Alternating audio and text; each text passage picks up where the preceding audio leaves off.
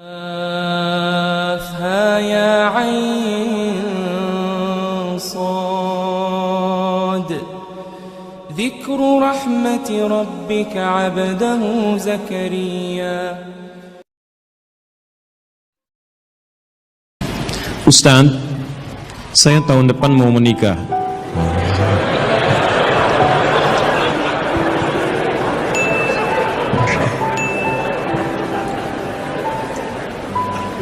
Selalu ada begini dengan seorang akhwat. Pasti seorang akhwat, gak mungkin ikhwan, gak mungkin. Kalau seorang ikhwan ada yang salah dari diri antum ya. Baik, Quran surah ke-49 ayat 13. Ya ayyuhan nasu inna khalaqnakum min dzakarin wa untha. Hei manusia, kami ciptakan kalian pasangannya laki-laki dengan perempuan. Ya, laki-laki disebut dengan ikhwan, perempuan disebut dengan akhwat. Jadi kalau antum ikhwat pasti pasangannya akhwat ya. Allah menciptakan Adam dengan Hawa, bukan Adam dengan Adam ya, ini beda. Baik, orang tua sudah setuju, alhamdulillah. Qadar Allah beberapa hari lalu ia memberi kabar bahwa ia sudah menerima lamaran ikhwan lain.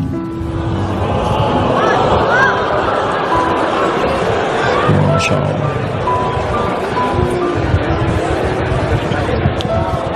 Baik, nasib. Padahal anak sudah sabar menunggu dia selama 4 tahun. Masya Allah. Baik, luar biasa. Kita sudah capek-capek hampir 2 jam mendapatkan cahaya, antum jadi meredup lagi. Masya Allah. Saya sabar menunggu dia selama 4 tahun tanpa komunikasi. Ini masalahnya. Beri saya nasihat Ustaz agar saya bisa melupakan dia, agar anak bisa fokus kembali. Allahu Akbar. Agar saya bisa fokus kembali menghafal Al-Quran dan hadis. Ini ujiannya. Jadi pertanyaan saya, antum pengen menghafal Al-Quran dan hadis atau pengen menikah? Baik, Quran surah ke-57 Al-Hadid ayat ke-22.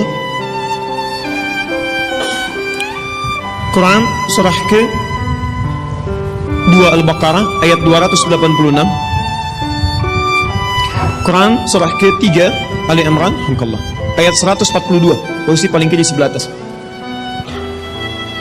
Taib, saya mulai dari Quran surah Al-Hadid surah 57 ayat 22. Ma asaba min musibatin, tidak pernah ditetapkan satu kejadian, awas hati-hati, di bumi fil ardi wala fi anfusikum, atau menimpa dirimu, illa fi kitabin min qabli an nabraha, kecuali semua itu telah tertuliskan di dalam kitab sebelum semuanya nampak dalam kehidupan. Ayat ini ingin memberikan gambaran bahwa semua kejadian-kejadian yang terjadi di muka bumi ini, termasuk dalam terkait aktivitas kita, termasuk dalam pencarian jodoh kita, semuanya telah tertuliskan, diatur oleh Allah Subhanahu wa taala. Singkatnya, semua ada dalam aturan Allah.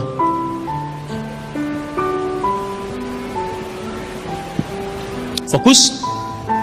Lihat, Allah telah mengatur si fulan hidup sekian sekian sekian, meninggal sekian sekian sekian, rizkinya sekian, jodohnya akan mendapatkan sekian sekian sekian. Sebagian tidak bisa diikhtiarkan seperti ajal, ajal nggak ada ikhtiarnya. Di Anda tidak bisa ikhtiar untuk bisa menunda atau mempercepat ajal, langsung nggak bisa diintervensi. Sebagian ada yang harus diikhtiarkan, hukumnya sudah ada, cuman kita tidak tahu bagaimana dengan takdir yang telah Allah tetapkan. Maka untuk mendapatinya, maka ikhtiar kita untuk meraihnya. Maka ada sesuatu yang ditempuhnya dengan cara ikhtiar. Taib. Di antaranya ini jodoh. Masya Allah. Allah telah tetapkan jodoh kita, diatur oleh Allah. Ini yang terbaik untuk kehidupan kamu. Tapi Allah merahasiakan kepada kita siapa jodoh yang dimaksudkan. Maka kita berikhtiar, yang dengan ikhtiar itu ada pahala didapatkan. Saya ulang, ada pahala didapatkan, ada kenikmatan dalam mencarinya. Bayangkan kalau kemudian nikah aja tiba-tiba tanpa ada pencarian. Antum gak akan pernah merasakan bagaimana nikmatnya ta'aruf, bagaimana nikmatnya mengenal, bagaimana mencari, bagaimana pahala bersabar, bagaimana nikmatnya berdoa, bagaimana istikharah dalam menentukan jodoh kita. Itu semua menghasilkan pahala dalam kehidupan kita. Maka yang pertama, lihat ketentuan Allah yang pertama, apapun ikhtiar yang telah Anda tempuh, maka semua ikhtiar ini tetap tidak akan keluar dari aturan Allah Subhanahu wa taala. Jadi kalau antum tadi sudah menunggu selama 4 tahun tanpa komunikasi, Masya Allah, sudah siap melamar, tiba-tiba Masya Allah dibalap oleh orang lain. Tolong fokus. Maka bagaimana cara memahaminya? Perhatikan, ikhtiar yang Allah tetapkan dalam aturan yang dibuat tadi, boleh jadi tidak harus selalu menyampaikan kita pada tujuan yang kita inginkan. Karena aturan Allah itu ketika ditetapkan akan bersanding dengan maslahat bagi kehidupan kita yang menjalaninya. Ingat ini ya, ingat. Aturan Allah ketika menetapkan, fulan rezeki kamu sekian, fulan fisik kamu begini, fulan jodoh kamu si fulan, si fulanah. Ketika Anda menempuhnya dengan ikhtiar, tidak harus kemudian Anda meraihnya sesuai dengan keinginan Anda. Contoh, maaf, Anda ingin misalnya sekolahnya ke ITB, Anda ikhtiar, juara satu. Begitu tes di ITB tidak lulus, lulusnya ke IAIN. Misal, harap-harap ke ITB, masuknya ke IAIN. Harap-harap ke ITB, masuknya ke UNPAD.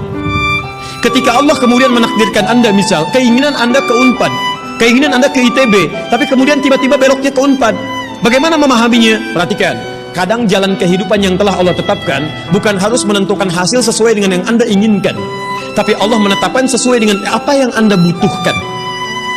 Anda ingin ke ITB, tapi apa yang Anda dapatkan di ITB bukan maslahat buat kebutuhan Anda, maka dibelokkan oleh Allah ke UNPAD supaya Anda mendapatkan apa yang Anda butuhkan dalam kehidupan Anda.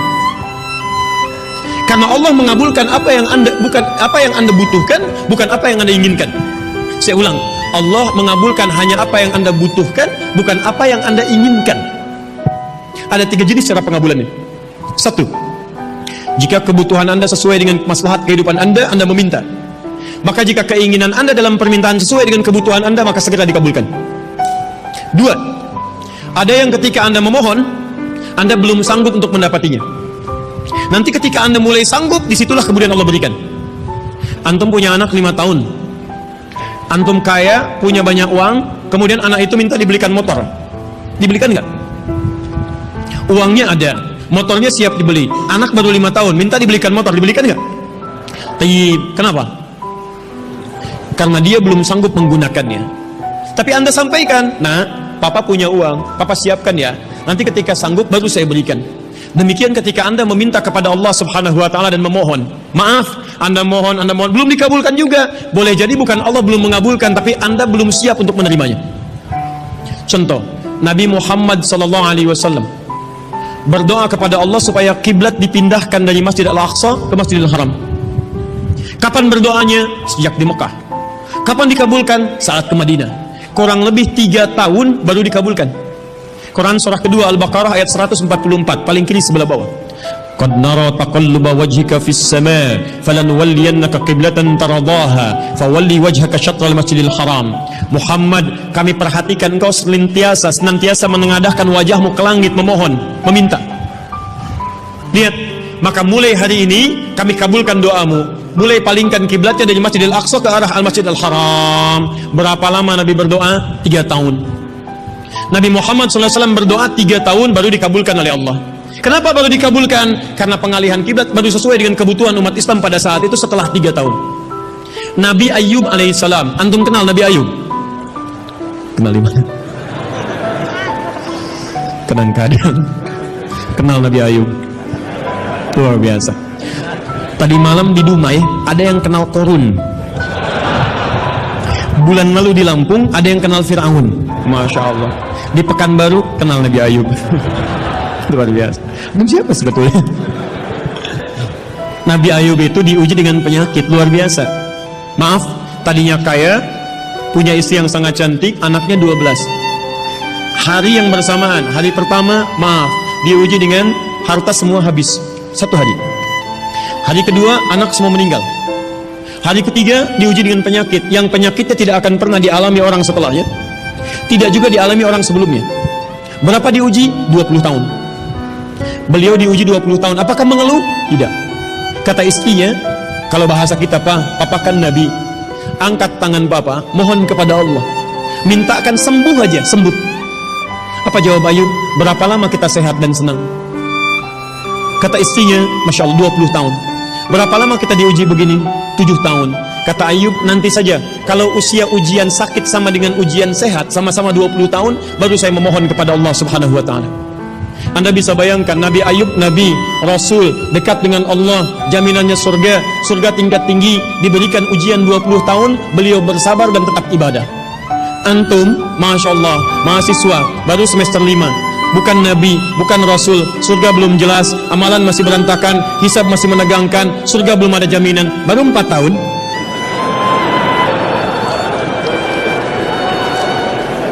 Itu yang terbaik buat antum, yang terbaik.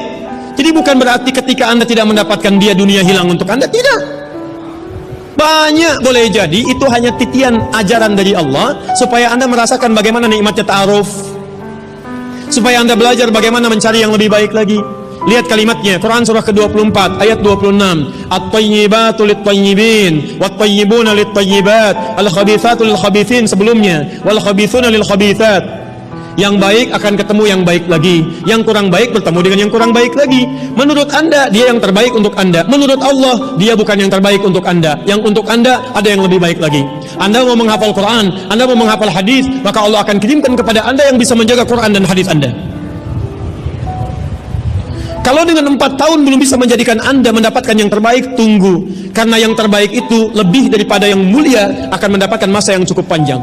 Al-Bukhari menulis hadis 16 tahun, kitabnya abadi. Orang menulis kitab 16 hari belum tentu abadi. Jadi ketika Anda diminta menunggu dalam masa yang cukup lama, sebetulnya bukan masanya yang ditunggu, tapi di balik penungguan itu bukankah di situ ada pahala? Tadi Anda katakan Anda rajin berdoa, bukankah di doa itu ada pahalanya? Anda rajin tahajud, Anda bersabar, Anda bermohon, Anda istighfar. Jadi yang diinginkan oleh Allah dalam penantian 4 tahun itu bukan Anda menikah dengan calon Anda sekarang, tapi Anda mendapatkan pahala yang berlimpah. Dan dengan pahala itu Anda siapkan Quran Anda, hadis Anda untuk membimbing pasangan Anda berikutnya. Paham sampai sini? Baik, alhamdulillah. Jadi nggak usah kecewa ya, nggak usah kecewa. Baik, yang kedua, lihat kaidahnya supaya kita bisa sabar, ya, supaya bisa sabar. 2 Quran surah kedua ayat 286. La yukallifullahu nafsan illa, tidak mungkin Allah menguji seorang hamba kecuali dia sanggup untuk mengatasinya. Tidak mungkin Allah menguji seorang hamba kecuali dia sanggup untuk mengatasinya. Tolong baca kalimatnya dengan baik ya. Kalau Anda sedang punya masalah, seberat apapun itu, yakinkan kata Al-Quran, tidak mungkin masalah ini diujikan kepada Anda kecuali Anda sanggup. Jadi kalau Anda tidak sanggup, mustahil ujian ini dititipkan kepada Anda. Jadi kalau Anda sekarang misal sedang punya ujian seberat apapun, itu tandanya cuman Anda yang sanggup, yang lain tidak sanggup. Makanya tidak diujikan kepada pemuda lain, cuman Anda, karena Anda yang sanggup menanggung bebannya. Orang lain mungkin sudah naik ke atas atap tuh, loncat, tidak. Anda tidak. Karena cuman Anda yang mampu, bukan orang lain. Ketika Anda mengatakan, ya Allah, kenapa mesti saya yang diuji? Kenapa mesti saya mengalami? Why me? Kata Allah, why not? Kenapa tidak? Cuman kamu yang mampu, kamu yang harus dapatkan pahalanya, yang lain tidak. Cuman Anda yang jadi pemuda yang kuat, yang lain belum tentu. Tapi nggak usah terlampau bangga, langsung pulang dari sini bikin status. Memang cuma saya yang mampu. Masya Allah. Pekerjaan. Ya. Yang ketiga, tetap ikhtiar. Quran surah 49 ayat ke-13. Jadi jangan sampai, maaf, ya, peluang Anda tidak mendapatkan yang tadi Anda telah harapkan, menjadikan Anda putus dalam berikhtiar. Cari, masih banyak perempuan semuka bumi. Masa tidak ada yang cocok untuk Anda?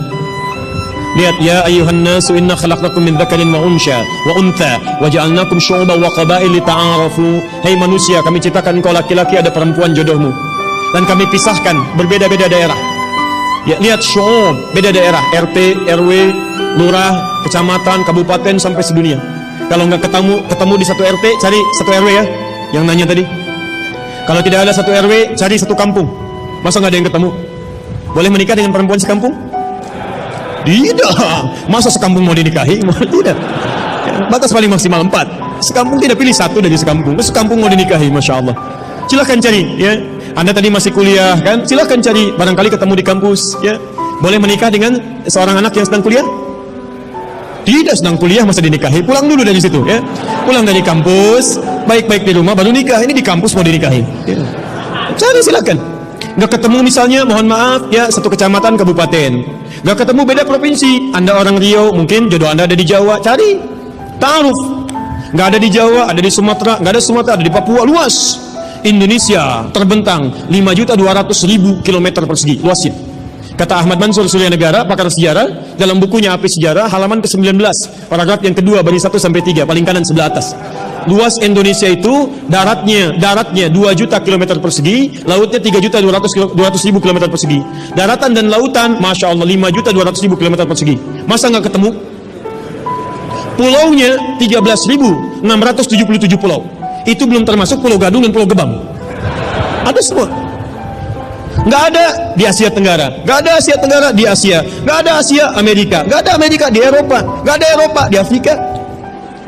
Masa nggak ada yang cocok? Kalau tidak ada, mungkin antum ahli surga, karena itu pun jodoh antum pun bidadari surga. Masya Allah. Tapi sebelum ke surga, baiknya menikah dulu di dunia ya. Ya sebelum kiamat kurang 2 hari. Tuh, Mike aja ada pilihan, masa antum tidak ada?